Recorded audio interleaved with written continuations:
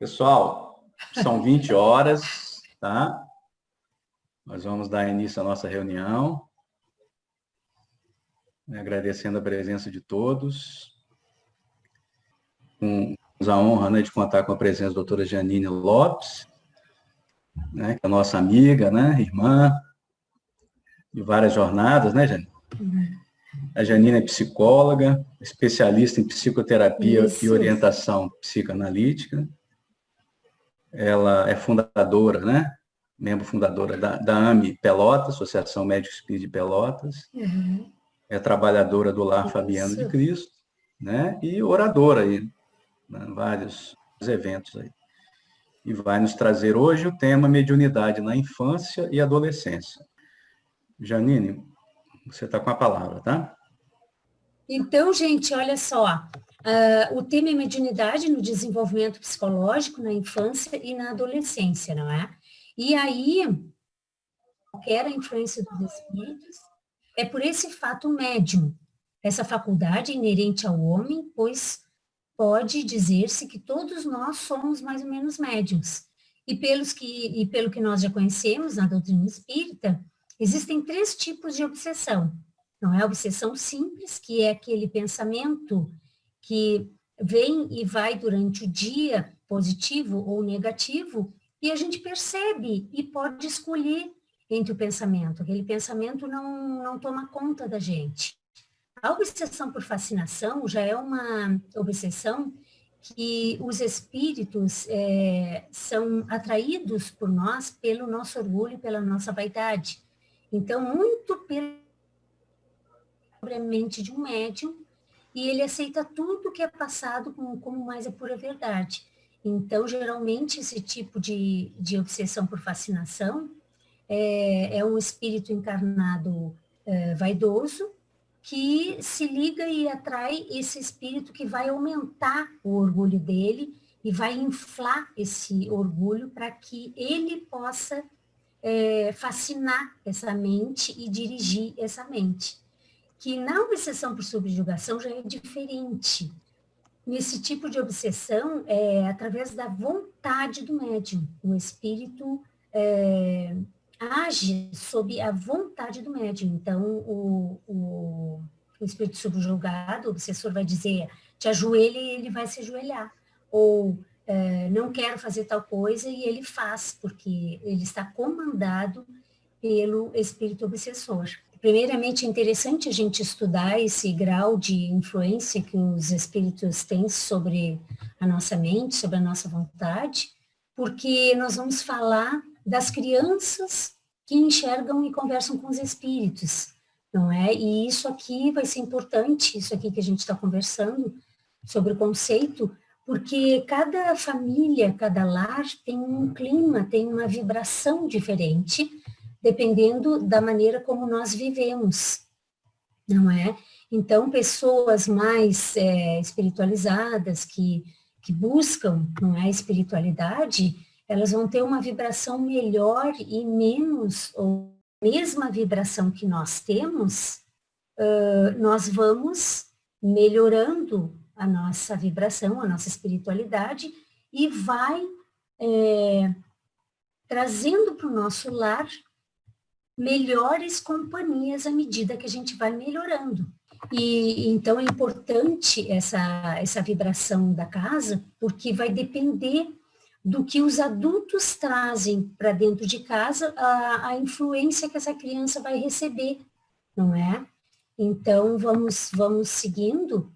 E esse próximo slide, eu achei muito importante, porque Allan Kardec nos traz, naquela época que ele estava unindo várias cartas, né, da Europa inteira, que estavam chegando para ele, várias cartas de fenômenos mediúnicos, esse caso aqui está na revista de fevereiro, na revista Espírita, de 1865, onde um rapaz relata que estava num hotel, não é, numa cidade, em Caém, e estava tomando um copo de cerveja, lendo um jornal, e a filhinha dele estava de 4 anos estava sentada numa escadaria perto ali, onde ele estava, e que ela estava comendo cerejas.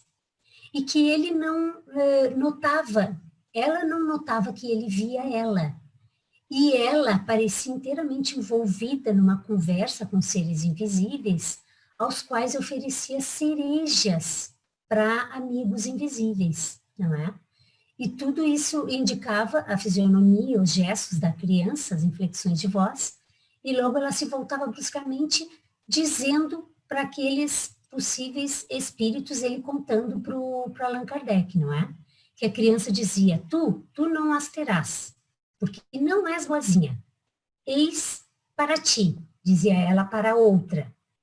Então, o que é que me atiras? Perguntava uma terceira. Então, ele viu que a criança de 4 anos estava numa conversa fervorosa com vários espíritos ali amiguinhos, e ela brincando de cereja, de dar para uma e de não dar para outra. E aí o rapaz esse manda essa carta contando isso para o Allan Kardec, não é? E aí o Allan Kardec comenta, não é, numa possível outra carta, que tá assim na revista, está exatamente assim na revista, e Allan Kardec comenta assim, seja como for, muitos outros fatos provam que a mediunidade vidente, se não é geral, é pelo menos muito comum nas crianças, e isto é providencial. Quando a criança sai da vida espiritual, seus guias vêm conduzi-la ao porto de desembarque para o mundo terreno, como vêm buscá-la em seu retorno. Eles se mostram a ela nos primeiros tempos para que não haja transição muito brusca. Depois se apagam, pouco a pouco, à medida que a criança cresce e pode agir em virtude ao seu livre-arbítrio. Então, a deixam às suas próprias forças, desaparecendo aos seus olhos, mas sem perdê-la de vista. A menina em questão, em vez de ser, como pensa o nosso correspondente, médium vidente nascente, bem poderia estar ao seu declínio e não mais gozar dessa faculdade para o resto da vida. Então, Allan Kardec responde a ele, comentando que possivelmente, como ele deve ter visto centenas, dezenas de centenas de casos, que é uma mediunidade temporária, não é? Porque essa criança, ela é trazida por esses espíritos amigos ao reencarne, e à medida que ela vai crescendo, esses amigos vão se afastando, nunca deixando ela totalmente, porque se comprometeram, né? São os nossos anjos guardiões, são esses espíritos amigos que nos acompanham durante a vida inteira. Então, eu achei muito importante esse relato, não é? Para a gente poder conversar mais adiante sobre o tema, não é? Então, a importância da família no ambiente, não é? Nesses primeiros anos de vida, o espírito, na fase infantil, mantém esses vínculos estreitos, mais ou menos intensos, com esse mundo espiritual, com esses espíritos que a vem trazer, não é? A sua pátria, o de origem. A presença de espíritos amigos, do seu espírito protetor, é mais próxima, no intuito de sustentá-la nesse recomeço. A partir do 7º ano de vida terrena, o espírito gradualmente se torna mais consciente de suas potencialidades e na adolescência o espírito retorna à natureza que lhe é própria e se mostra qual era. Então, esse ambiente da família, como a família vive, como os pais se relacionam, tudo isso vai ser importante, não é? Para que haja esse ambiente de naturalidade, não é? Se não for obsessor, se for algo leve, se for algo tranquilo, vai ser uma mediunidade temporária. Assim eu entendi que o nosso Allan Kardec bem explicou, não é? E aqui a questão do Livro dos Espíritos também nos diz que seja mais ou menos assim, não é? Então, no tema de desenvolvimento na infância, nós poderíamos questionar sobre as crianças e seus amigos imaginários, não é? Quando é amigo imaginário, quando é espírito, quando não é espírito, quando é doença, quando que é fantasia da criança, quando que é transtorno mental, quando que é mediunidade temporária, não é? Quer dizer, pode ser várias situações. E aí a gente vai decorrendo em cada caso, não é? Cerca de 15 a 30% das crianças, entre 3 a 10 anos, têm companheiros imaginários. Eles surgem na vida da criança depois de 2 anos e meio, saem quando a criança vai para a escola. A pessoa imaginária parece real para a criança que fala e brinca com ela.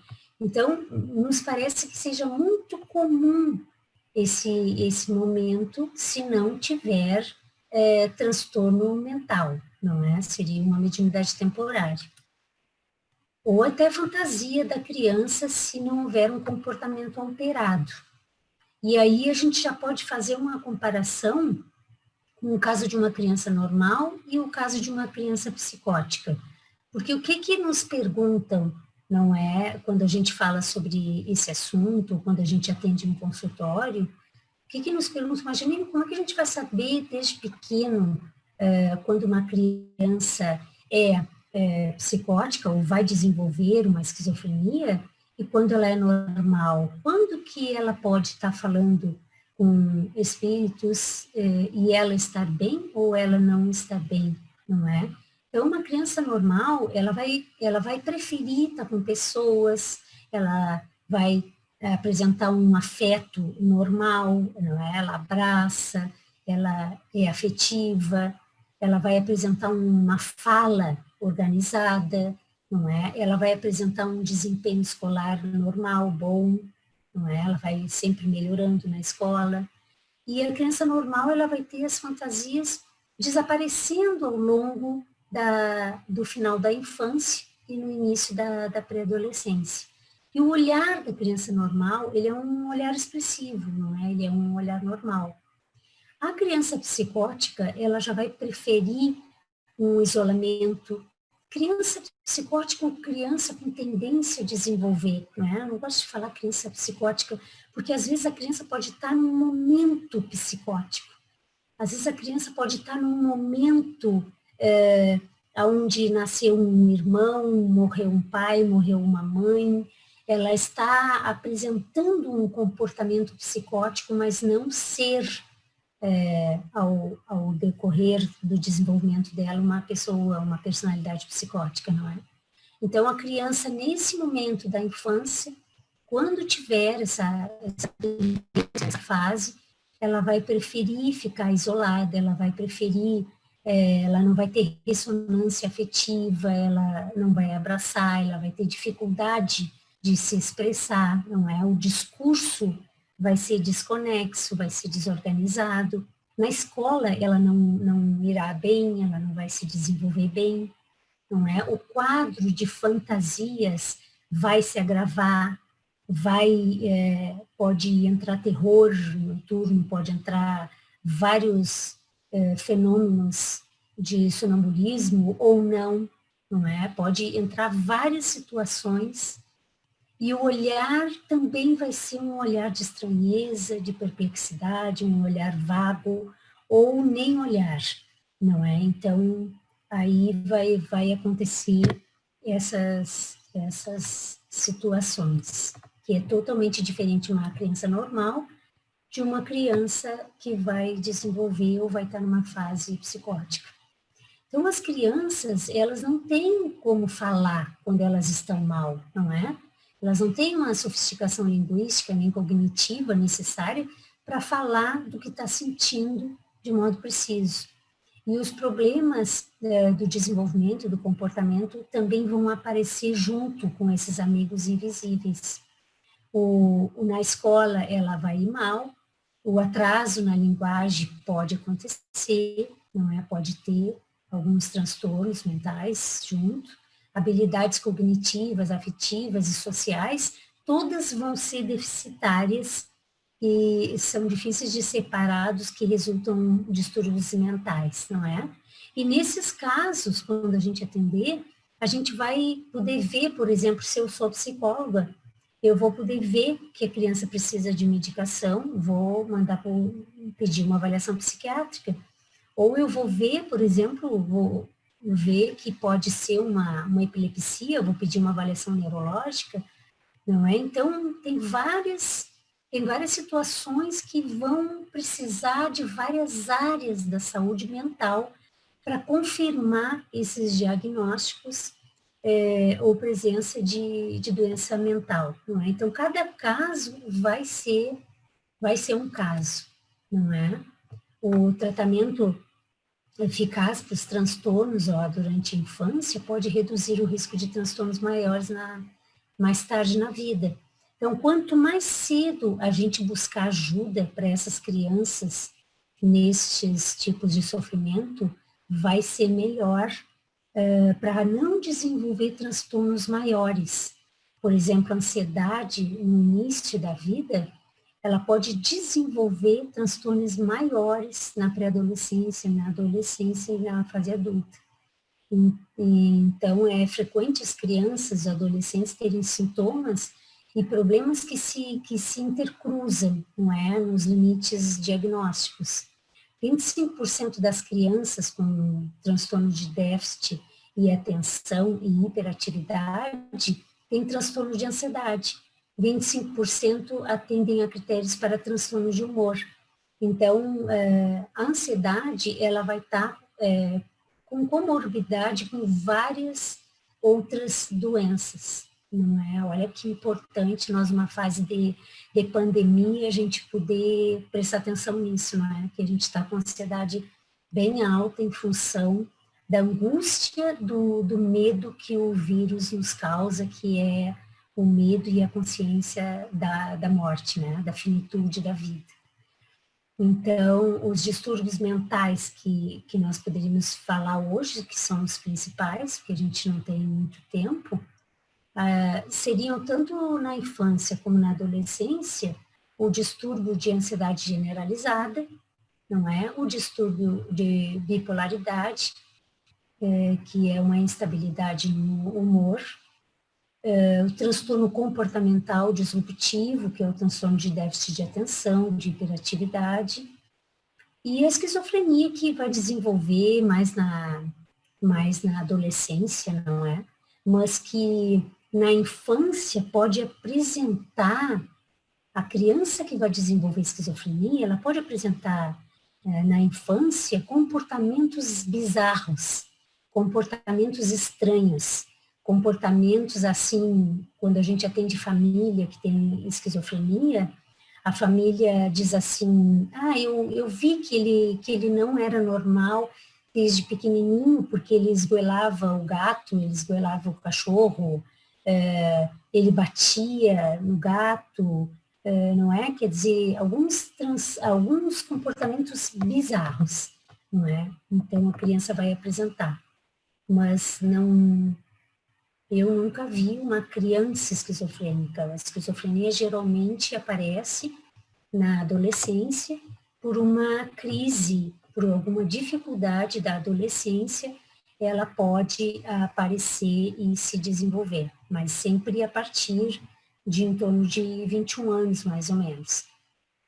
Então, as crianças, eu podia falar para vocês de um caso de criança, um caso bom, positivo, de criança, que eu tive dentro de casa, que foi a minha filha, de 4 anos de idade. Ela brincava com o irmão, ela dizia que o amigo que ela brincava falava para ela que ele era mano dela e que ia vir para nós, que ia voltar para nós, não é? Isso foi durante 3 anos, foi dos 3 aos 6 anos, e aí, depois dos 3 anos, eu comecei a conversar com meu marido, porque ela não parava de brincar com o humano, não é?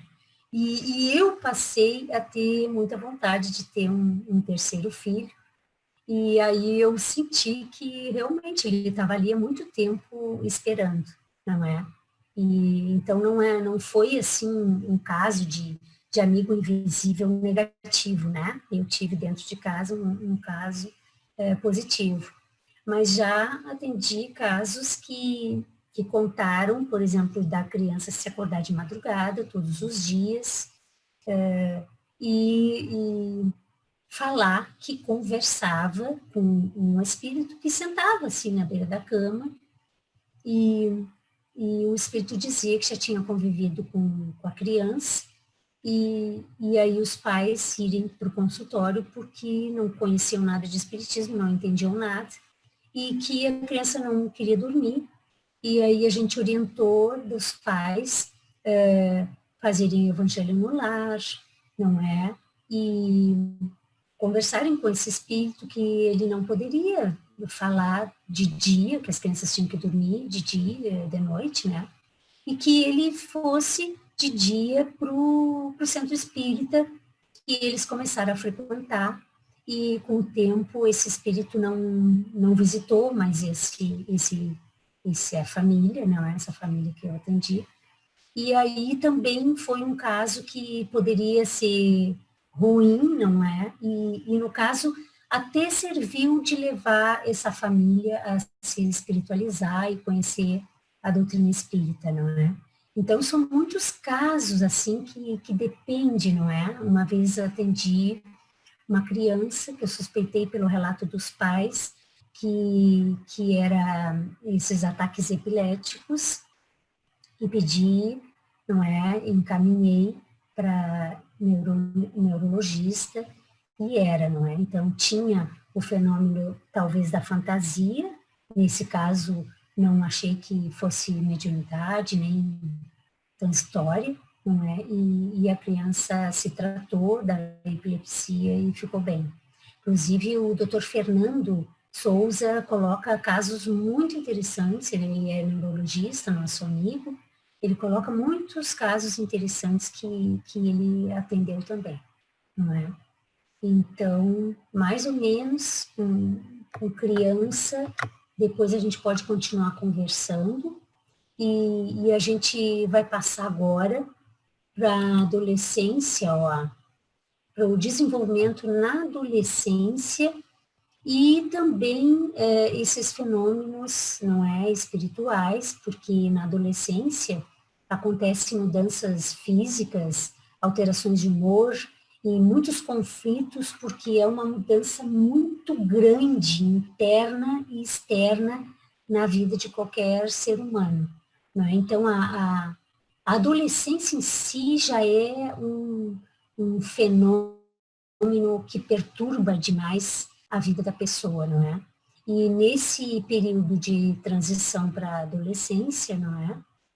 Que é a puberdade, existem as mudanças fisiológicas, morfológicas, que essas mudanças internas vão refletir e vão fazer esse jovem mudar muito a maneira de pensar, a maneira de sentir, a maneira de se comportar, e tudo isso vai acontecer junto com uma mudança espiritual também, que a gente foi lá no Missionários da Luz, do livro do Chico Xavier, capítulo 13, que comenta sobre a glândula epífise nessa fase, porque a glândula epífise é a glândula da mediunidade e da sexualidade.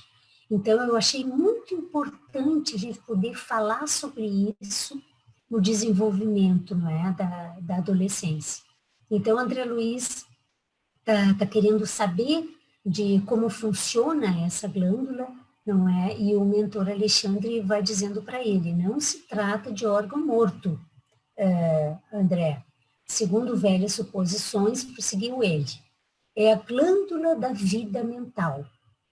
Ela acorda no organismo do homem na puberdade as forças criadoras e em seguida continua a funcionar como o mais avançado laboratório de elementos psíquicos da criatura terrestre. Porque André Luiz vê, não é? Eles levam André Luiz numa sessão mediúnica e mostram a glândula epífise com muita luz, né? Na hora da mediunidade, na hora que o médium está dando a comunicação. E aí ele diz, mas como assim, não é?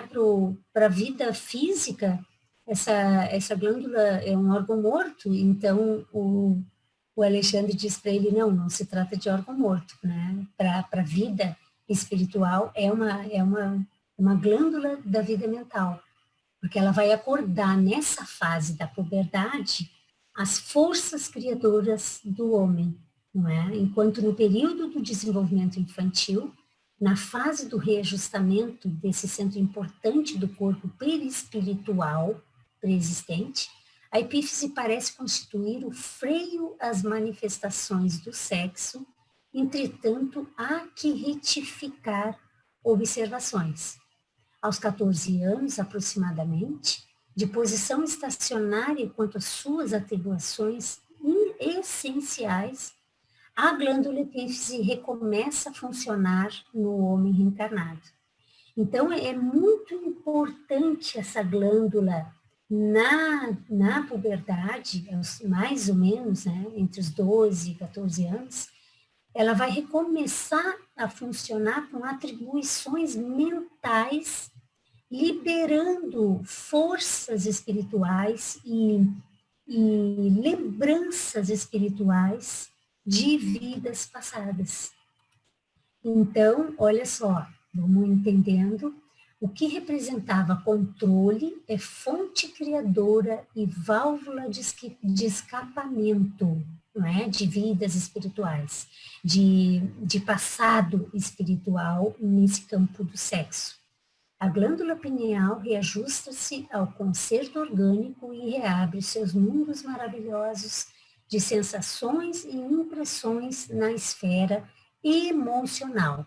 Entrega-se à criatura a recapitulação da sexualidade, examina o inventário de suas paixões vividas noutra época, que reaparecem sob fortes impulsos. Então, olha que importante, não é, esse passado, em que importante a espiritualidade, a doutrina espírita, a evangelização, para que os jovens, quando cheguem nessa fase da adolescência, eles já estejam encaminhados, porque vai haver o corpo, não é? Os hormônios vão funcionar na parte emocional como uma válvula de escape, não é? Desata, de certo modo, os laços divinos da natureza, os quais ligam as existências umas às outras, na sequência de lutas pelo aprimoramento da alma, deixa de entrever a grandeza das faculdades criadoras de que a criatura se acha investida.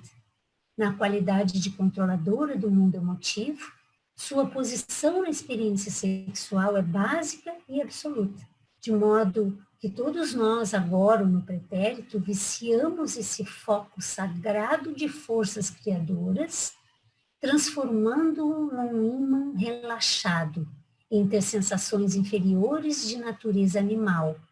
Quantas existências temos despendido na canalização de nossas possibilidades espirituais para os campos mais baixos do prazer materialista? Então, olha que importante a gente aprender, estudar esse capítulo 13 sobre a epífise, para a gente poder entender que nesse momento da adolescência vai haver uma liberação desse mundo, desse pretérito do mundo passado, não é? Do adolescente, do espírito, no caso, em que vai dar uma verdadeira perturbação nesse espírito reencarnado. Se esse espírito reencarnado já chega na adolescência evangelizado ou se evangelizando, não é, com a família ajudando esse espírito a se equilibrar, não é, vai ser muito importante. E aí as doenças, os transtornos mentais que não foram começados a tratar na infância, na adolescência vai ser mais difícil, não é? Em função de toda essa mudança física, psicológica, social e espiritual que os adolescentes vão passar, não é?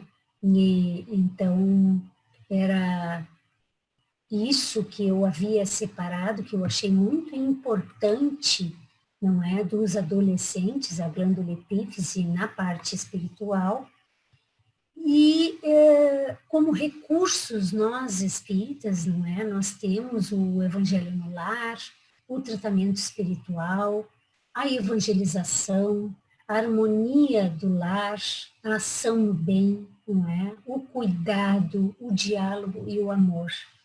E o cuidado, quando eu falo cuidado, me vem assim que o cuidado é uma forma de nós amar, não é? De nós nos amarmos, porque é através do cuidado que a gente vai buscar ajuda, que a gente vai dialogar, que nós vamos tratar essa criança que está sofrendo, tanto no físico, no emocional, no psicológico, mas também no espiritual, não é? Porque nós somos esse complexo, não é? De situações que tem que serem tratados. Não, então, eu sempre agradeço a doutora Marlene Nobre, não é? Que nós estudamos muito essas coisas com ela, sempre conversamos muito com ela. Essa palestra eu havia feito no Mednesp, então eu sempre faço uma menção honrosa para ela, não é? Esse espírito querido da gente.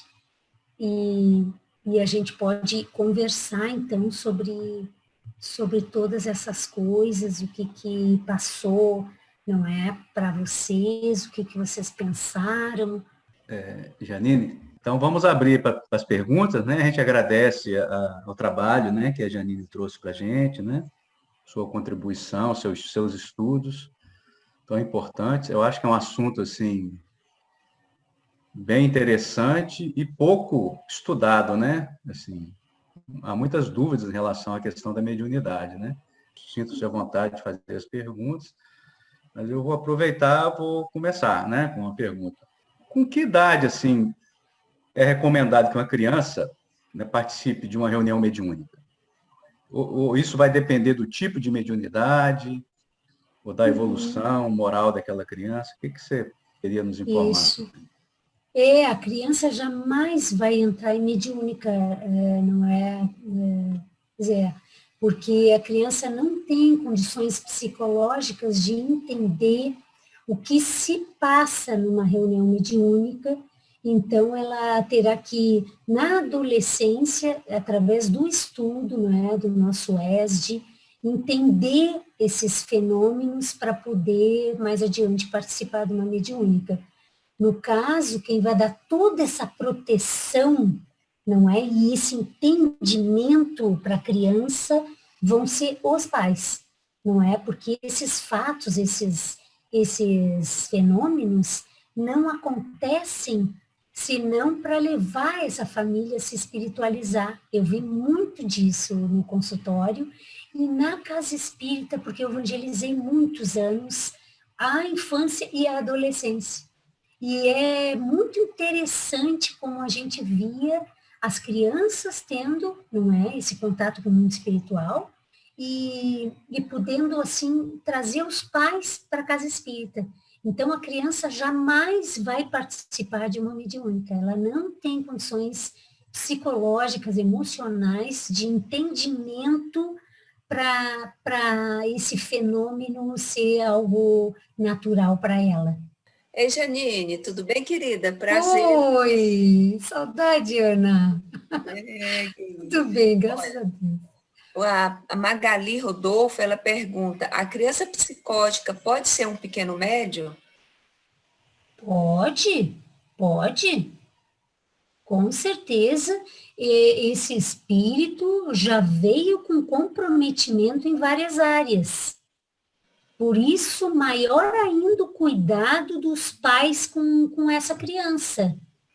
Não é? O comprometimento dos pais com essa criança que vai desenvolver um transtorno mental psicótico mais adiante, é muito grande o comprometimento desse pai e dessa mãe, porque o comportamento da criança, ele vai ser anormal, nos detalhes, às vezes até pessoas que não é pai e mãe notam e os pais negam.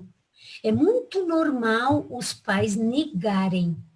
E um tio, um primo, um avô, chamar atenção, mas que engraçado, tu não viu que ele agiu diferente? Tu não visse que ele teve um comportamento estranho? Porque os pais geralmente negam. Os pais entram toda a adolescência negando que a criança teve desde pequeno uma dificuldade no comportamento, não é? Uma perturbação no comportamento e também uma perturbação espiritual. É como se esse espírito já vem comprometido, não é? Comprometido com a cognição, com a personalidade e também com esses espíritos que não dão trégua, né? Pode sim. E a outra pergunta é da Edlaine, ela pede, né? Poderia falar um pouquinho sobre a visão espírita no autismo? Visão espírita do autismo. Eu estudei um pouco porque a gente acabou atendendo, não é, algumas crianças, mas o autismo me parece que tem muitos autistas gênios, não é? Autistas que vieram para desenvolver, como o Juan, o amigo do Divaldo, não é? Que é um espírito que está fazendo um trabalho maravilhoso. Eu não li muito sobre isso, mas dizem que são artistas reencarnados. Eu não sei qual livro que eu passei os olhos ou uma leitura sobre autismo e espiritualidade que dizem que é um comprometimento nessa área da arte, que são espíritos que são comprometidos e que vão desenvolver alguma coisa. É diferente da esquizofrenia. A esquizofrenia não vai dar condições para o espírito desenvolver nada. A esquizofrenia, ela vai ser uma perturbação, um transtorno que vai não deixar aquele espírito trabalhar, não vai deixar aquele espírito se desenvolver como o autismo. Um autista pode ser um artista, um autista pode ser um médico, um autista pode ser uma pessoa que se desenvolva numa profissão como uma pessoa normal. E o transtorno de esquizofrenia não. Então, realmente tem um passado comprometido, mas não com um comprometimento muito grave no sentido assim de não desenvolver profissão, de não desenvolver uma vida, não é? Uma vida própria. Mas eu não li muito sobre isso para dar uma resposta mais completa, né, Aninha? Uma resposta melhor. Não sei se algum de vocês leu alguma coisa que possa responder para a amiga, não é? A gente está conversando, eu acho importante, seu Osmar. Umas cara boa aí. Tem uma pergunta lá no YouTube, tá, Zé? Então vou fazer. Não, na verdade, só queria falar sobre o autismo, eu acho que é uma preocupação de todos, né? Porque a frequência está aumentando muito, né? E assim, ele passou a ser diagnosticado de uma forma diferente, né? Isso. A síndrome agora do espectro, né? Do autismo, não tem casos mais graves, assim, mais profundos, né? E tem outros mais leves. E muitas vezes as pessoas só são diagnosticadas numa idade assim um pouco mais avançada, né? Então é importante o conhecimento sobre o autismo, porque se diagnosticado numa fase mais precoce, né, as famílias ainda podem trabalhar melhor a criança, né? Eu acho que essa questão do que é o histórico, o espiritual, acho que isso não importa muito, né? A gente começar a julgar por aí, né? Que aquela pessoa exatamente. Comprometimento, a gente pode deixar de abordar os fatores mais importantes, que é o estímulo dessas crianças e aproveitar o que elas têm como você falou, isso. né?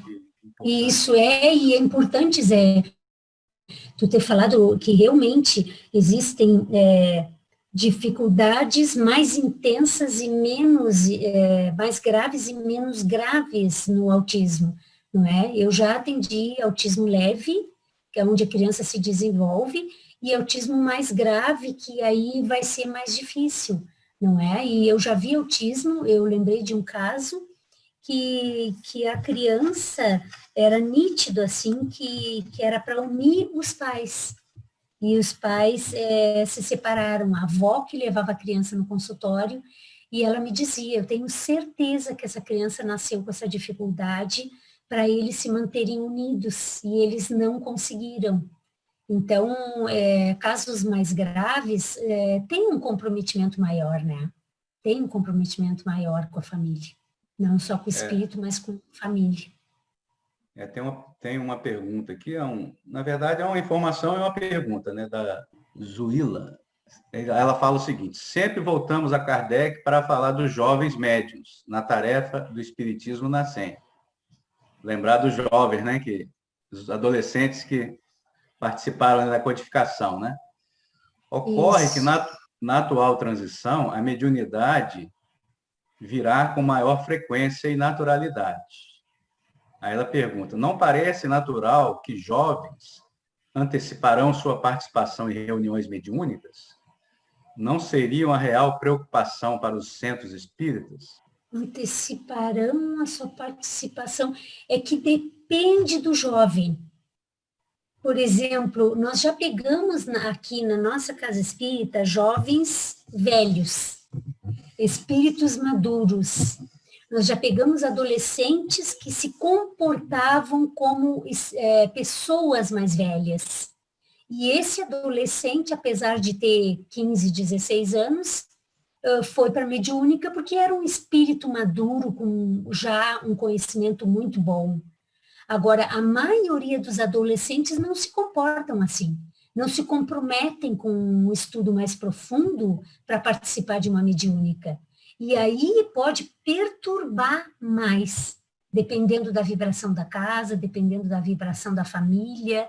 A mediúnica, ela vai ser um trabalho, nesse sentido, Zuila, muito delicado.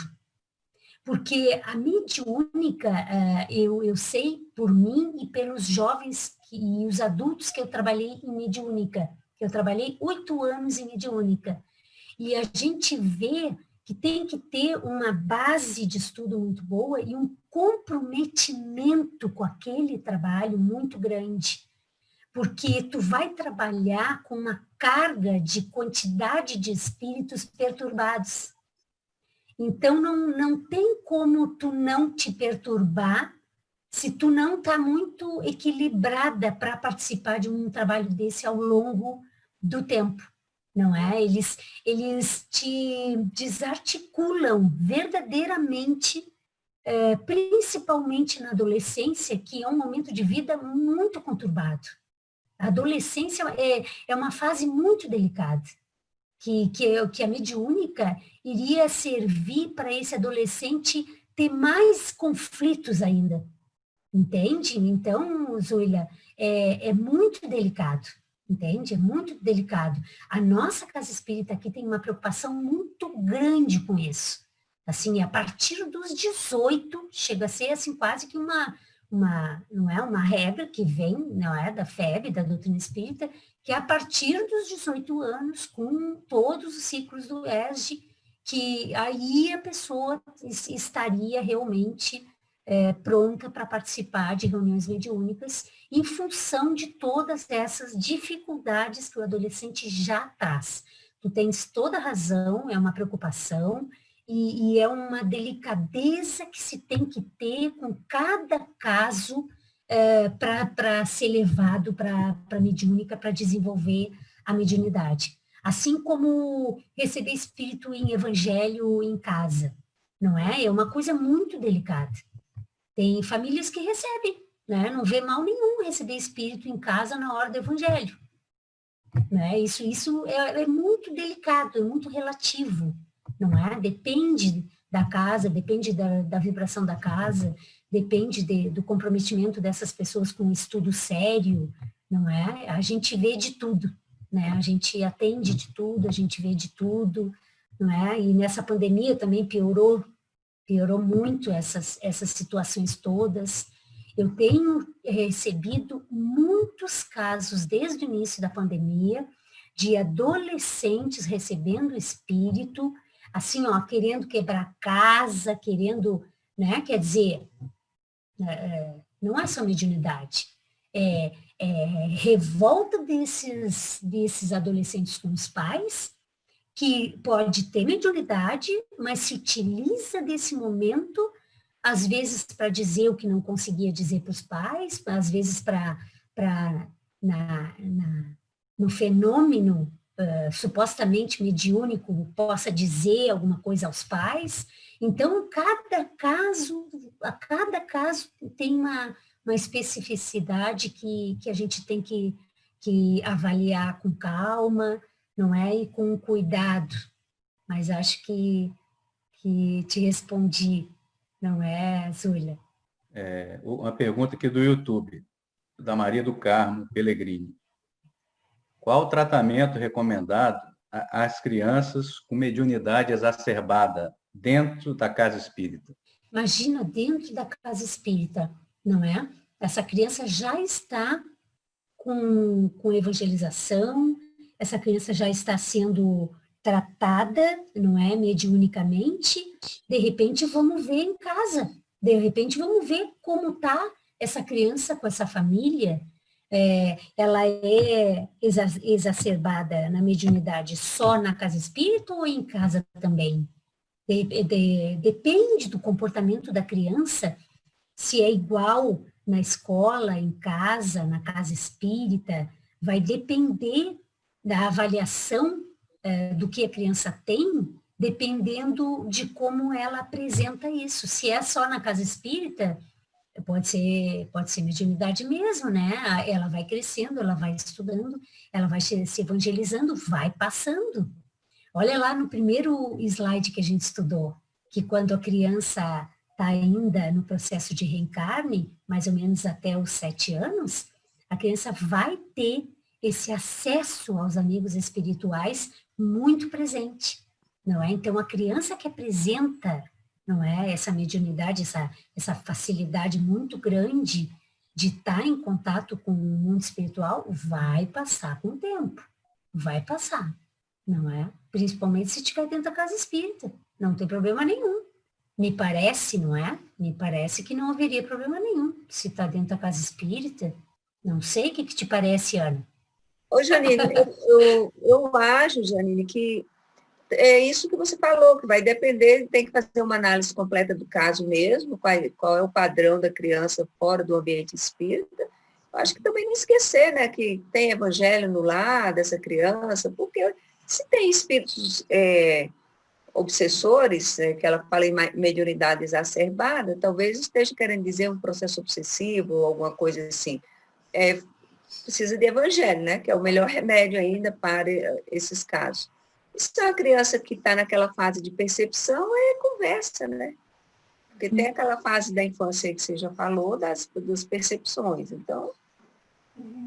E interessante, Ana, tu me fez lembrar de reafirmar que a criança e o adolescente, eles têm que ter esse amparo dos pais para tratar do que está precisando. A necessidade da criança e do adolescente de que os pais ajudem no tratamento é muito importante. Eu atendi muitos pais que trouxeram os filhos como uma coisa assim, tá aqui, faz o que tu quiser, como se não fosse responsabilidade e influência do ambiente da casa no transtorno da criança e no adolescente. Então, às vezes, é muito difícil essas relações na família, porque é muito difícil os pais aceitarem que pode ter parte na atrapalhação, no transtorno, na mediunidade, e isso é que vai dificultar o tratamento da criança e do adolescente. é o quanto os pais negam que tem parte nisso, não é? Porque o evangelho no lar é muito importante. O evangelho no lar é muito importante. Ele vai dando uma espécie de cerca que vai organizando a família ao longo dos anos. O evangelho do lar, ele vai formatando emocionalmente, psicologicamente, através da espiritualidade essa família, não é? Ela vai ajudando a espiritualidade no lar, ela vai ajudando essa família a encontrar os tratamentos corretos. E você me fez lembrar também uma outra coisa aqui, Janine, que às vezes quando você falou do caso dos pais que chegam assim, toma com o filho é teu, não é meu, né? E a gente também esquece para não terceirizar tudo, né? Tudo é mediunidade, tudo é espírito, porque com o avanço da psiquiatria, e agora temos muitos diagnósticos, e tem as crianças que têm aqueles transtornos opositivos desafiadores que são muito mal interpretados, como pirraça, como mediunidade, como falta de educação, e na verdade é um transtorno. Então, assim, na verdade, assim, nunca a saúde mental, o profissional de saúde mental foi tão necessário na vida das famílias, né? Sim, sim.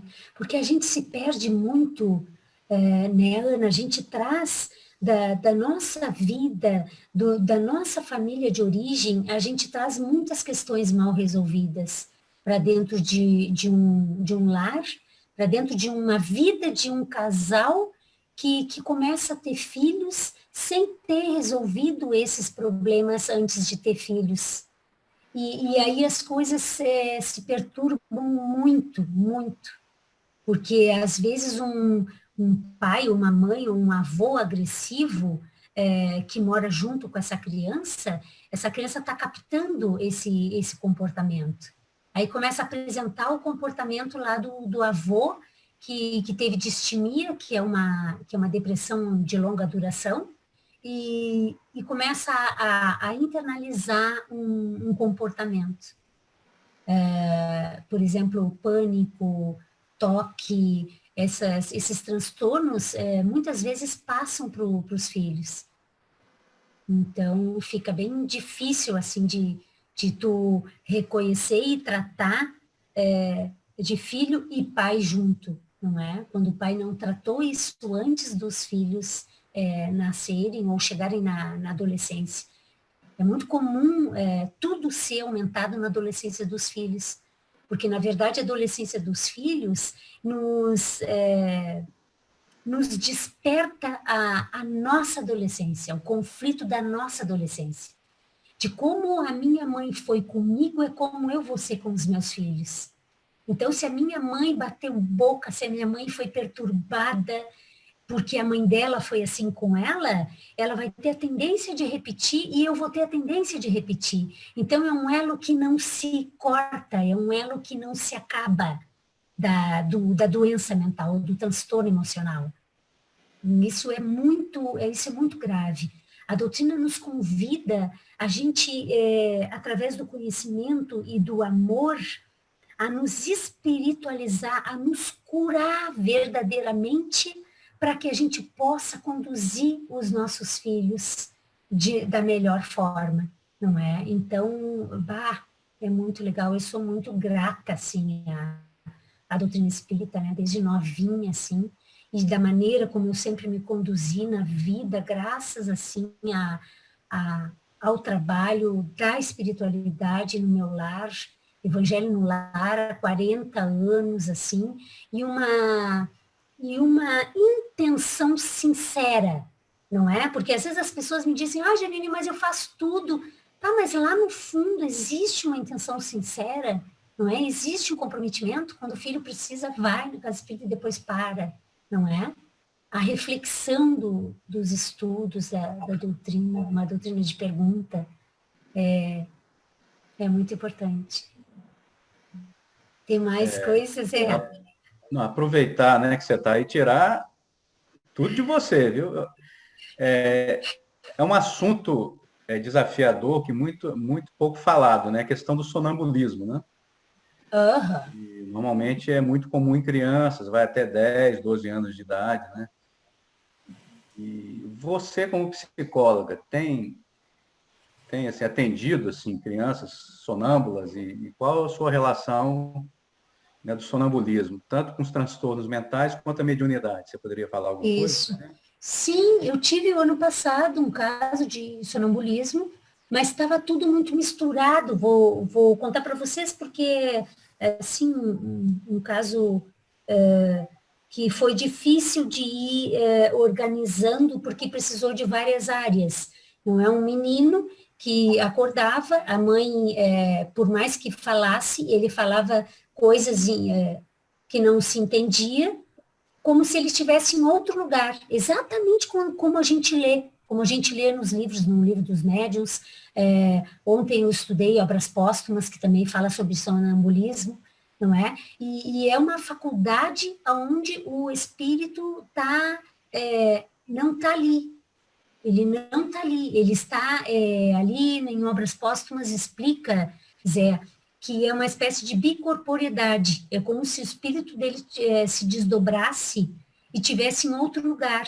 Então, se ele está falando com uma pessoa, ele fala as coisas, mas a mãe não entendia, ninguém entendia, e completamente sonâmbulo. Depois de um tempo, tinha que proteger ele, tinha que proteger, assim, dele caminhar sem se bater, dele caminhar sem se machucar, porque ele ficava completamente sem a consciência dele, não é?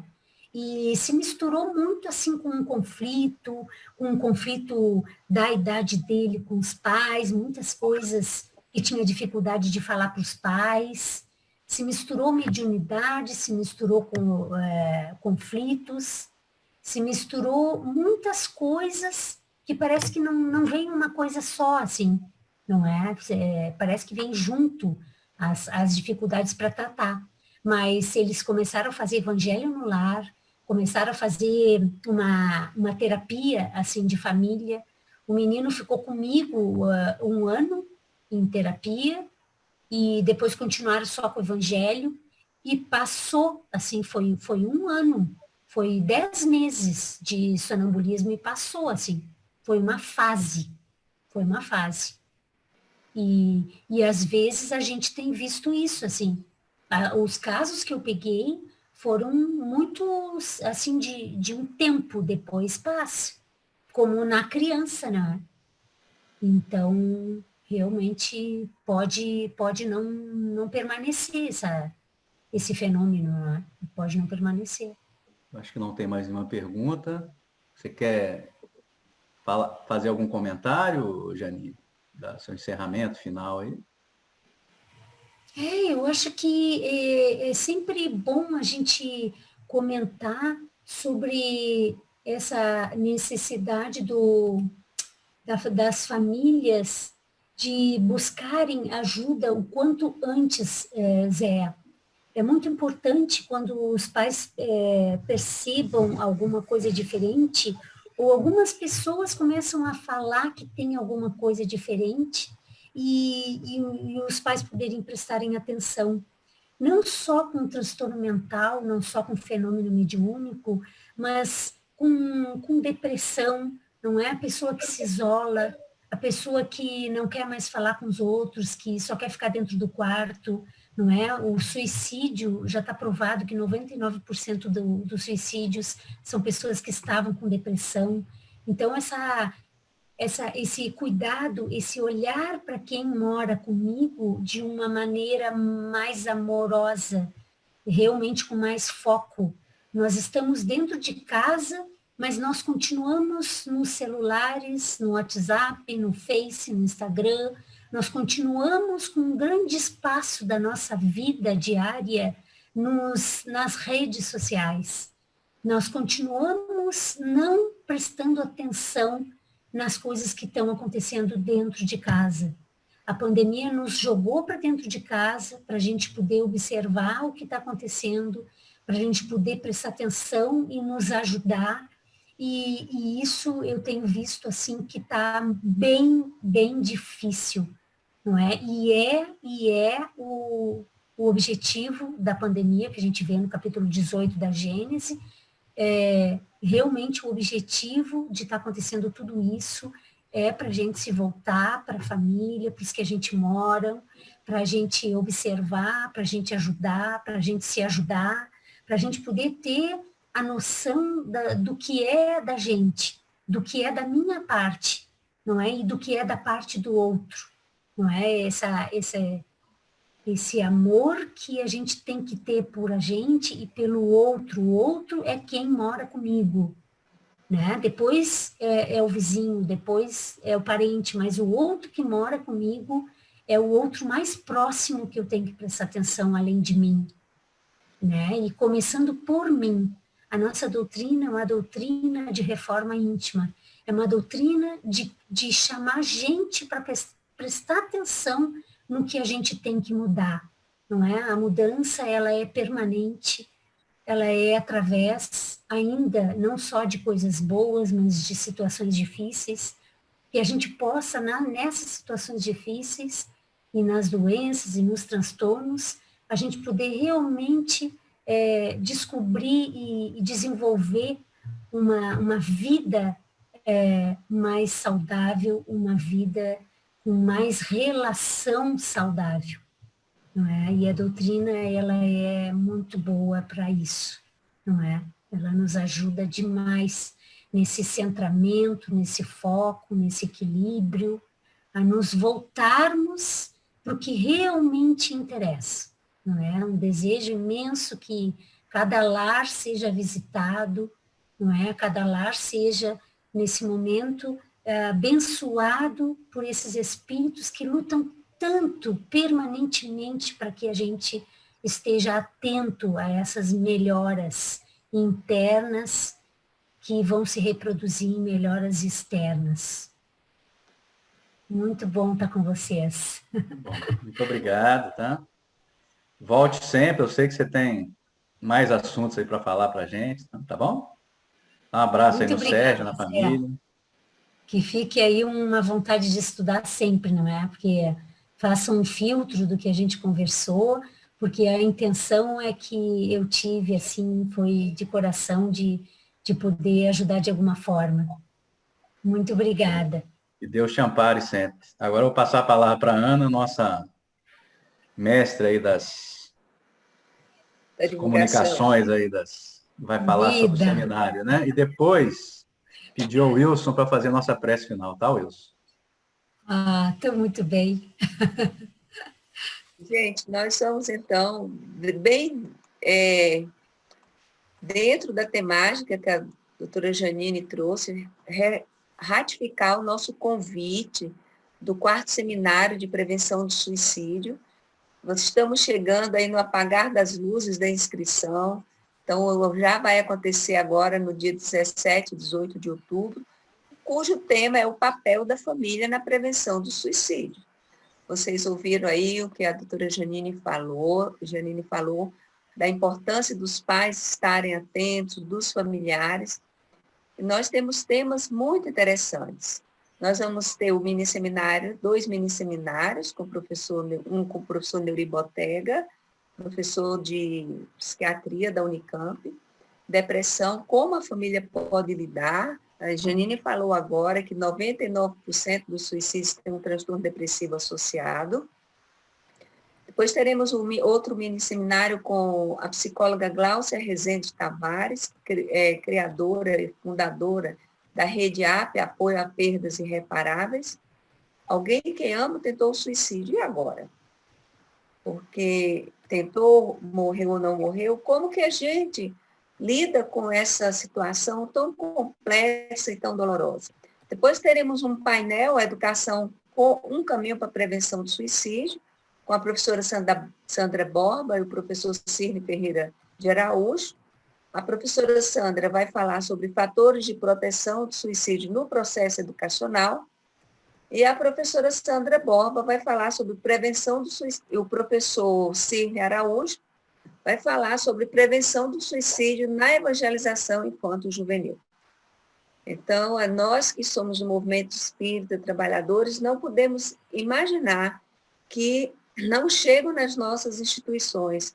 Crianças e adolescentes que pensaram, que pensam e que estão em risco de suicídio. O nosso coordenador do Departamento de Saúde Mental da UNI Brasil, o psiquiatra Alejandro Victor Daniel Vera, vai falar sobre a construção de um sentido da vida. E o Marlon vai falar, o psicólogo Marlon, vai falar para nós no domingo, diretamente de Londres, abrir um espaço na sua agenda para isso, o papel da família na prevenção do suicídio, que é o tema. Vocês podem se inscrever através do site www.anes.org.br. Vocês podem fazer inscrição adquirindo o livro do professor Neuri, Depressão, Tristeza Transforma, Depressão Paralisa, que é um livro feito para leigos, ou o livro do Marlon, Cultivo das Emoções, ou com os 2 livros, ou inscrição sem livros. É uma grande oportunidade de discutir, de fazer perguntas para especialistas. O evento é totalmente online. A renda será revertida para o Lar do Idosos, professor Coelho Sampaio, que é um lar mantido por espíritas, a associação e a federação. Então, a gente conta com a presença de todos, mediante a relevância do tema. Então, nós não podemos, enquanto movimento espírita, ficar de fora. A gente agradece a oportunidade de nos ouvirem e agradece também a doutora Janinha aí por estar conosco. Eu que agradeço, Ana. Camille, Tchau, queridos. um Obrigada abraço. pela oportunidade. Eu que agradeço. Um abraço. Um abraço, Sérgio. Um beijo, Lidinha. Vovó Lidinha. Queridos, amo demais vocês. Queridos. Um abraço a todos, hein? Um abraço. Boa noite. Um abraço. Boa noite. Boa noite. Fique com Deus. Boa noite, Carol. Tá, tchau. Boa noite, muito bom. Ei, gente. Bom abraço para vocês. Obrigada, querida. Muito bom, viu? Um abraço para o Sérgio também. Vou dizer, Jane. Agora, Pois é, famosa eles. não sou não, tá? E Roberto. Zé Roberto, E são os famosa outros não que sou. fazem, né, Jane? São os outros que dizem. Um abração, viu? Querida. Um abraço. Obrigado. Boa noite. Se Deus Obrigado, quiser, hein? quando passar tudo isso, né, Jane? Mas é Quando muito passar bom. tudo, vão Muito se bom. encontrar. Obrigado. Obrigado, vocês todos. Tchau. Tchau. Tchau. Tchau.